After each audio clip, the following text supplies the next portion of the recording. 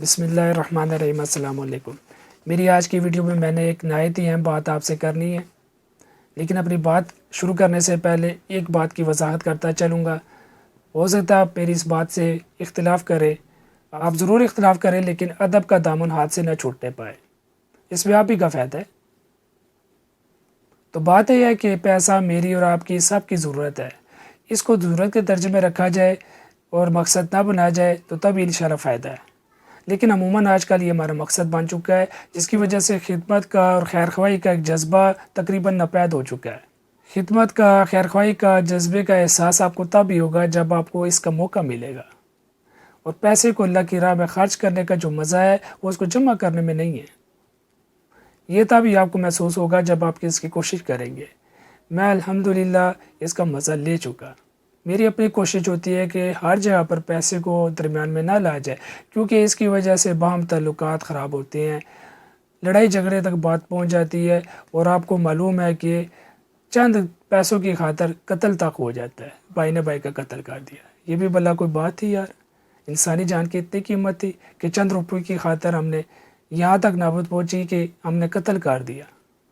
دو شعبے ایسے ہیں کہ ان میں اگر پیسے نہ لیے جائیں تو شاید مناسب ہوگا، اور یہ میں کہہ نہیں رہا، دنیا اس میں کر رہی ہے۔ ایک صحت کا شعبہ اور دوسرا پڑھائی کا شعبہ۔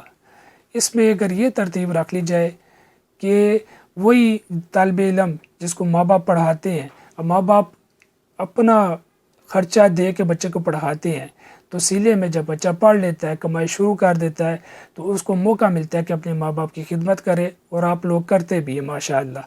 تو آپ اگر ایک ایسی ترتیب بن جاتی کہ وہی طالب علم جب سیکھ کے جاتا، کسی یونیورسٹی سے کچھ پڑھ کے جاتا، کوئی ہنر سیکھ کے جاتا، اور وہ کوئی کام کرنا شروع کرتا، مال کمانا شروع کرتا، تو وہی اس کی تربیت ایسی ہو چکی ہوتی کہ وہی خرچ کرنے والا بن جاتا، اسی ادارے پہ خرچ کرتا، اوروں کی خدمت کرتا۔ کچھ ماشاءاللہ آپ لوگوں میں سے کرتے بھی ہیں، کوئی صحت مند ہوتا کسی بیمار پہ خرچ کرے، مالدار ہے تو نادار پہ خرچ کرے، ایک ایسا جذبہ ہمارے اندر بن چکا ہوتا۔ تو یہ ہماری اسی یونیورسٹی میں پڑھی گئی تعلیم کا ایک حصہ ہوتا۔ اب میں نے اسی سلسلے میں سوشل میڈیا پر جو کام میں جانتا ہوں اس کو سکھانا شروع کیا ہے۔ الحمدللہ ابھی تک مجھ سے جب پوچھا جاتا ہے آپ پیسے لیں گے، تو میں نے ابھی تک کسی سے پیسوں کی ڈیمانڈ نہیں کی۔ میں چاہتا ہوں کہ آپ لوگ سیکھ لیں، پھر آپ جب اپنا کمانا شروع کریں تب آپ کو خدمت کا موقع دے دیا جائے، چاہے تو کر دیں، چاہے تو اس میں آپ کو مانگ نہیں ہے، لیکن میں چاہتا ہوں کہ آپ خدمت ضرور کریں۔